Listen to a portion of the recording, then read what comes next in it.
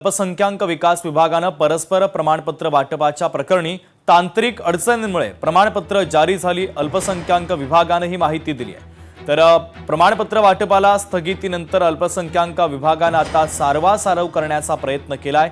अल्पसंख्याक विभाग उपसचिव मिलिंद शेनॉय यांची आता चौकशी केली जाणार आहे। प्रमाणपत्र 28 नवे 29 तारखेला देण्यात आल्याचा दावा आहे। दादांच्या निधनानंतर ही प्रमाणपत्र जारी होणं हा योगायोग असल्याचं विभागाचं म्हणणं आहे।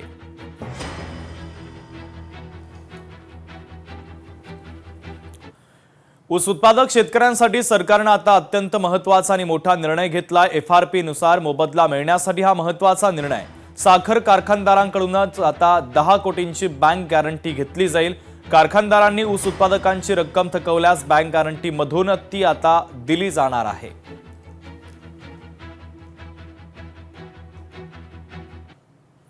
नाईक आणि शिंदेमधला वाद निवळण्याची शक्यता आहे। मंत्री नाईकांसोबत भाजप श्रेष्ठ आता संवाद साधणार आहे। खात्रीलायक सूत्रांनी लोकशाही मराठीला माहिती दिली। काल मंत्री सामंतांनी फडणवीसांची भेटही घेतलेली होती। मुख्यमंत्र्यांनी शिवसेना नेत्यांना आश्वस्त केलेलं आहे अशी माहिती सूत्रांनी दिलेली आहे।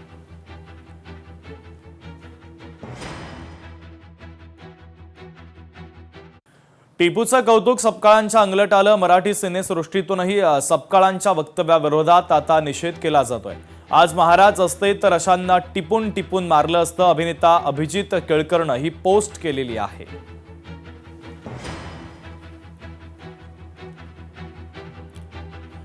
तर वडिलांसाठी मुलगी मैदानामध्ये उतरल्याचं दिसतंय। वडिलांच्या वक्तव्याचा विपर्यास केला जातोय। सत्याच्या बाजूने उभं राहा असं गार्गी सपकाळ यांनी म्हटलेलं आहे। माझ्या परिवाराला लक्ष केलं जातंय, हर्षवर्धन सपकाळांनी आरोप केलेला आहे।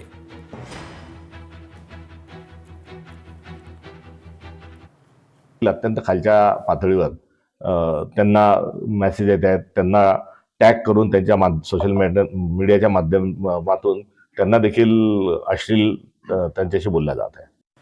तर सपकाळांच्या विरोधामध्ये शिवसेनेनं धुळ्यामध्ये आंदोलन केलं। सपकाळांच्या प्रतिमेला जोडे मारत आंदोलन करण्यात आलं। सपकाळांच्या विरोधात गुन्हा दाखल करा आंदोलनादरम्यान शिवसेनेच्या नेत्यांनी पदाधिकाऱ्यांनी मागणी केलेली आहे। हिंदवी स्वराज्याचे संस्थापक आमचं दैवत राजे छत्रपती शिवरायांबद्दल बेताल वक्तव्य करणाऱ्या काँग्रेसचे प्रदेशाध्यक्ष हर्षवर्धन सपकाळ आम्ही शिवसेनेच्या वतीने या ठिकाणी जाहीर निषेध करतो। शिवसैनिक त्या ठिकाणी कधीही स्वस्थ बसणार नाही। आम्ही शिवसेनेच्या वतीने या ठिकाणी सपकाळचा जाहीर निषेध करतो आणि इशारा देतो की तुम्ही या ठिकाणी माफी मागितली पाहिजे आणि काँग्रेसच्या वरिष्ठांनी या मनोरुग्ण हर्षवर्धन सपकाळचा त्या ठिकाणी राजीनामा घेतला पाहिजे।